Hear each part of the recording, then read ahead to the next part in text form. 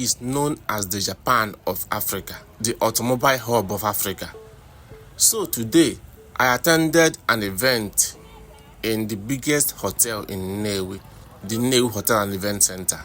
And I want to show you guys how Nnewi people park their bikes. Bikes are like Benz in Nnewi. You will see a billionaire, a millionaire riding bike. So, a big event happened at the Nnewi Hotel and Event Center today. And let me show you guys how bikes were parked. You will see hundreds of bikes. If you don't know Nnewi very well, you might be thinking if these bikes are for sale, but no, they're not for sale.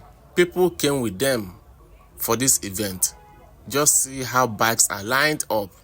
I will show you how these bikes are parked, how Nnewi people park their Benz when they come for an event. I will also show you around this hotel, the Nnewi Hotel and Event Center, which is the biggest and the best hotel we have in Nnewi, and one of the best we have in Anambra State. Just stay tuned. So what's happening in the hotel today is a wedding reception. It's a wedding reception, outdoor wedding reception. So I will show you around the lush greenery in Nnewi Hotel and Event Center, the ambience.